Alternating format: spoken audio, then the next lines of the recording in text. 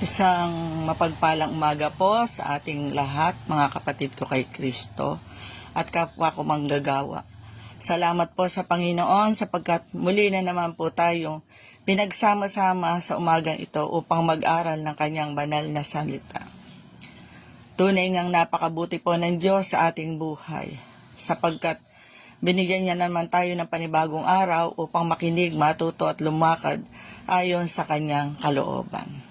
Ngunit bago po tayo magpatuloy sa umagang ito, ay awitan po muna natin ang ating Panginoon. Alayan natin siya ng awit ng papurit pagsamba. Pakinggan po natin ang awit sa oras nito, ang tunay na Diyos.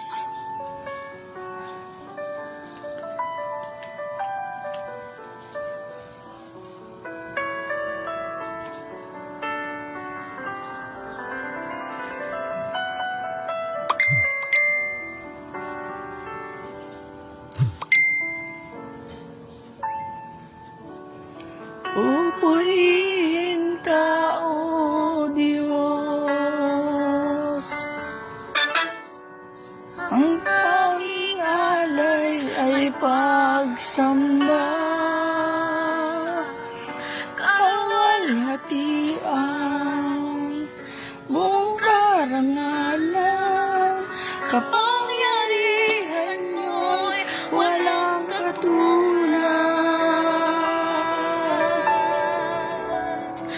Pupurihin ka, O Diyos, ang aming alay ay pagsamba, kalwalhatian, buong karangalan, kapangyarihan mo'y walang katulad.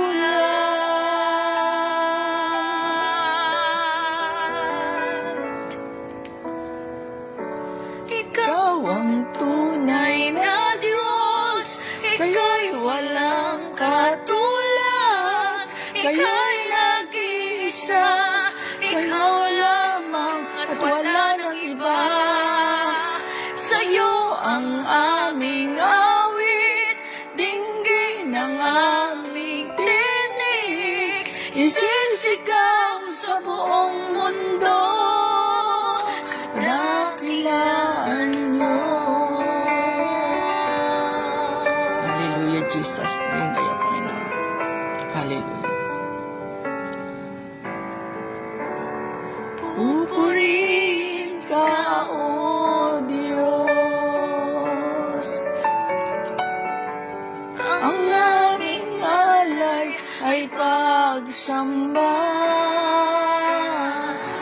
kalwalhatian, buong karangalan, kapangyarihan mo'y walang katulad.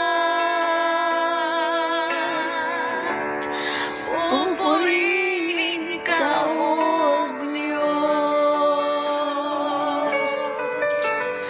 ang aming alay ay pagsamba,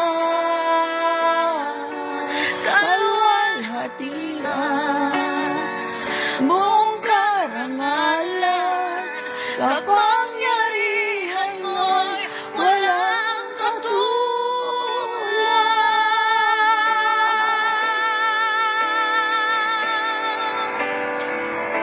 Ikaw ang tunay na Diyos, ika'y walang katulad, ika'y nag-iisa, ikaw lang.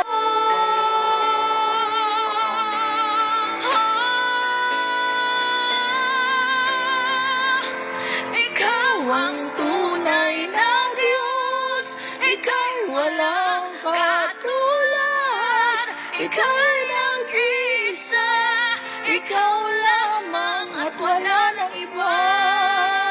Sa'yo ang aming awit, dinggin ang aming tinig, isisigaw sa buong mundo. Ikaw ang tunay na Diyos, walang katulad. Ika'y nag-iisa, ikaw lamang at isisigaw sa buong mundo. Isisigaw sa buong mundo, kadakilaan mo.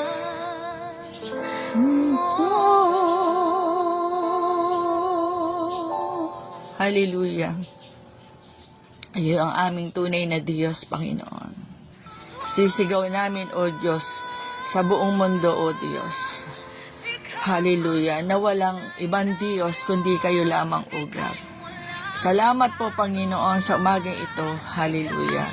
Tunay na walang ibang Diyos kaming tatawagin, Panginoon, kundi kayo lamang, O hallelujah, sa umagang koneksyon ang bawat isa sa amin, Panginoon.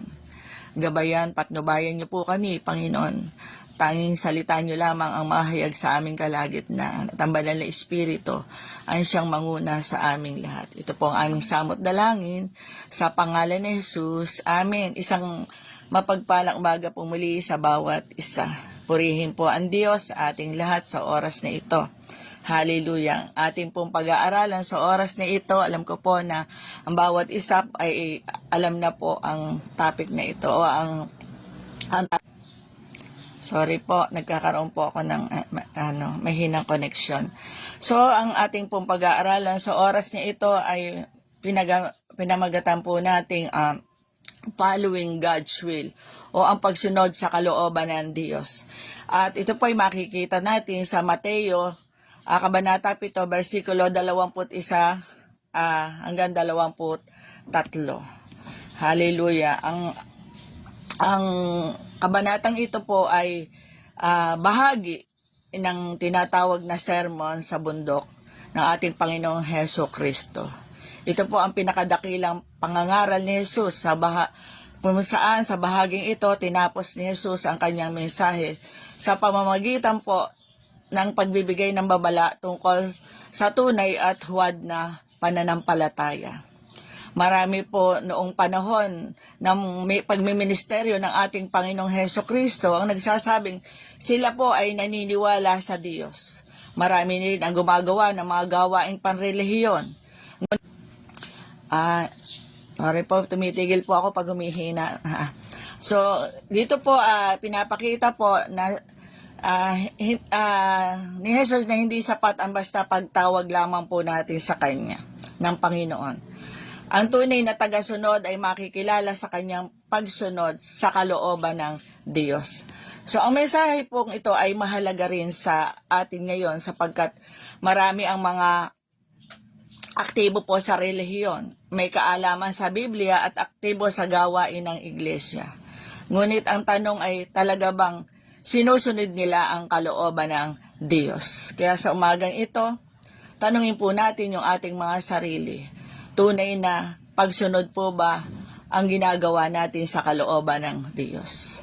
Sa ating pag-aaral ngayong pong umaga, makikita na ang tunay na tagasunod ni Kristo ay hindi lamang nagsasabi na siya ay Panginoon, kundi namumuhay sa pagsunod sa kalooban ng Diyos at may tunay na relasyon kay Kristo.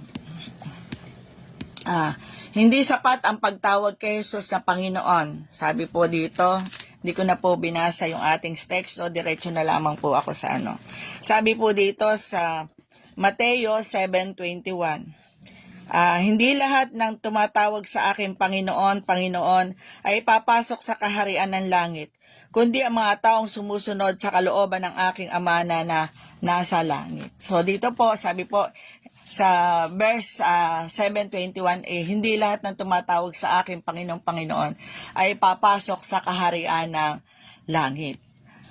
Sabi po, sabi nga po sa Lucas 6:46, bakit ninyo ako tinatawag na Panginoon, Panginoon, ngunit hindi naman ninyo ginagawa ang sinasabi ko? Dito po ay malinaw na sinabi ni Jesus na hindi lahat ng tumatawag sa Kanya ng Panginoon, Panginoon ay maliligtas. Ang salitang Panginoon ay nagpapakita po ng pagkilala sa Kanyang kapangyarihan. Ngunit maraming tao po ang kinikilala si Jesus sa kanilang labi lamang, ngunit hindi sa kanilang buhay. Noong panahon ni Jesus, marami po ang sumusunod sa kanya dahil sa mga himala at pagpapala. Ngunit hindi lahat ay handang sumunod sa kanyang mga utos. Kaya't binigyan din po ni Jesus na ang tunay na pananampalataya ay hindi lamang nasa salita, kundi kailangan pong nakikita rin sa ating pamumuhay. Ang Diyos po ay hindi lamang nakatingin sa ating sinasabi, kundi nakatingin po siya sa ating mga puso at sa ating mga pamumuhay na naayon sa kanyang kalooban. Hallelujah. Maaari pong tayong regular na nagsisimba. Tayo po ay masipag maglingkod. Masipag po tayong mangaral, manalangin, ngunit dapat po nating suriin ang ating mga sarili. Ang tanong ay hindi lamang tinatawag ko bang Panginoon si Jesus, kundi sinusunod ko ba siya bilang aking Panginoon at tagapagligtas. Ang tunay na Kristiyano po ay nagpapakita ng kanyang pananampalataya sa pamamagitan ng pagsunod araw-araw sa Diyos. Kailangan makita po sa atin na sa ating pagbabasa at pakikinig ng kanyang mga salita, kailangan po ito po ay sinusunod natin at isinasapamuhay natin. Hindi basta po ito'y mapakinggan lamang natin o mabasa lamang natin, pagkatapos po ay wala na. Kung hindi makita na ito po ay naisasapamuhay po natin. Ito po yung pinakamahalagang pagsunod sa kalooban ng Diyos. Hindi po mahalaga yung, sabi nga, tayo po ay nagsisimba palagi, ngunit hindi naman natin isinasapamuhay. Napakahalaga po na dapat ay maisapamuhay po natin yung salita ng Diyos. Sorry po, medyo huminto po ako pag mahina. Medyo mahina po kasi dito umano kagabi.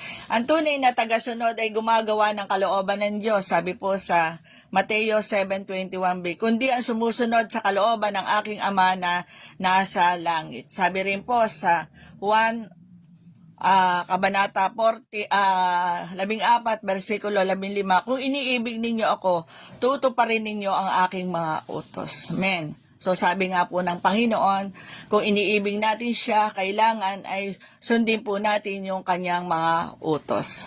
Sapagkat ang tanda ng pagiging alagad ay hindi lamang po kaalaman sa salita ng Diyos, kundi kailangan po ay may pagsunod din po tayo. Ang pagsunod po ang katibayan ng tunay na pananampalataya natin sa Kanya. Hindi sinasabi ni Jesus na naliligtas tayo dahil sa mabuting gawa. Naliligtas tayo sa pamamagitan ng biyaya ng Diyos sa pananampalataya kay Kristo. Ngunit ang tunay na pananampalataya po ay nagbubunga ng pagsunod natin sa Panginoon. Ang isang pusong binago ng Diyos ay may pagnanais na sundin ang kanyang kalooban. Kahit may kahinaan at pagkakamali, patuloy siyang bumabangon at sumusunod sa Panginoon. Kahit mahirap, ay pinipilit niyang sundin ang kalooban ng Diyos. Kapag malinaw po ang utos ng Diyos sa kanyang salita, handa po ba tayong sumunod kahit mahirap? Madaling sumunod kapag pabor po sa atin. Amen? Ang sitwasyon. Ngunit ang tunay na pagsunod po ay nasusubok kapag may sakripisyong kailangan nating gawin.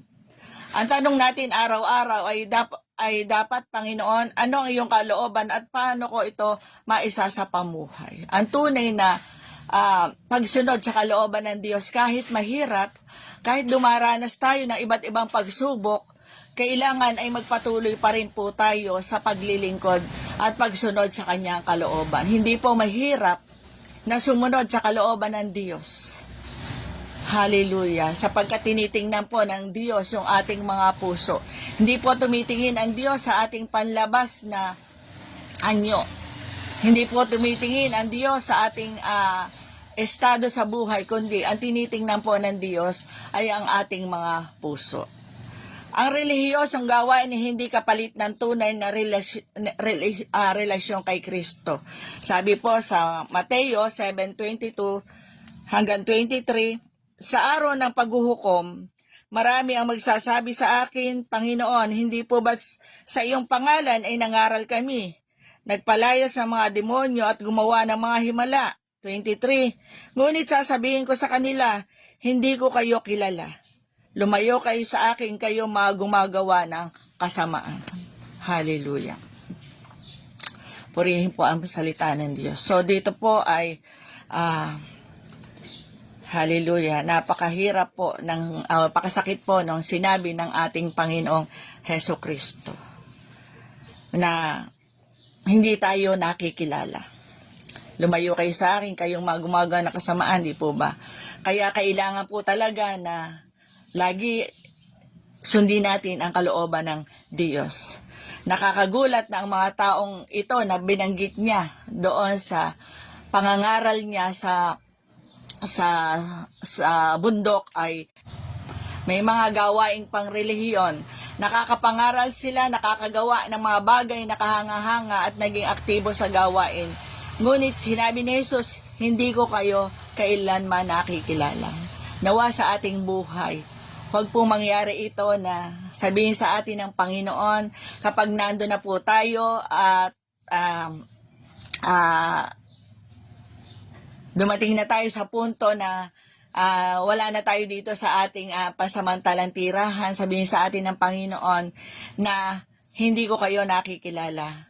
Nawa po sa oras na ito, ngayon pa lamang ay sumunod na po tayo sa kalooban ng Diyos. Dahil Mihinto po ako dahil po kasi humihina. Hallelujah.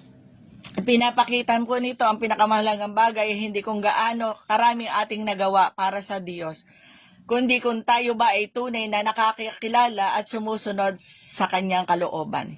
Hindi sapat ang pagiging miyembro ng iglesia bilang manggagawa o leader kung wala naman tunay na pagsunod kay Kristo. Dapat nating tanungin ang ating sarili, kilala ko ba talaga si Jesus? May personal ba akong relasyon sa Kanya? Ang aking paglilingkod ba ay bunga ng pag-ibig at pagsunod sa Kanya? Ang Diyos po ay naghahanap ng pusong sumusunod, hindi lamang ng mga taong abala sa gawaing panrelihiyon, kundi ang tinitingnan ng Diyos yung tapat ba tayo at buong puso ba nating sinusunod ang Kanyang kalooban. Kaya nawa sa ating buhay, sa ating paglilingkod, sumunod tayo ng naaayon sa Kanyang kalooban. Paano po tayo makakasunod sa Kanyang kalooban? Lagi nating pagbulay-bulayan ng Kanyang mga salita araw-araw. Magkaroon tayo ng personal devotion sa ating Panginoon. At manalangin tayo lagi sa ating Panginoon. Magkaroon tayo ng intimate relationship sa ating Panginoon. Upang nang sa gayon, hindi masabi ng Panginoon na hindi tayo niya nakikilala. Kaya sa oras na ito, ang ating pinag-aralan sa oras na ito ay isang seryosong paalala mula sa ating Panginoong Hesus. Hindi sapat ang pagtawag kay Hesus na Panginoon. Pagkakaroon ng relihiyosong gawain, pagiging aktibo sa ministeryong ating pinagkakaabalahan. Ang mahalaga ay tunay nating kinikilala si Jesus bilang ating Panginoon at tagapagligtas. Sinusunod natin ang kalooban ng Ama. Mayroon tayong tunay na relasyon kay Kristo.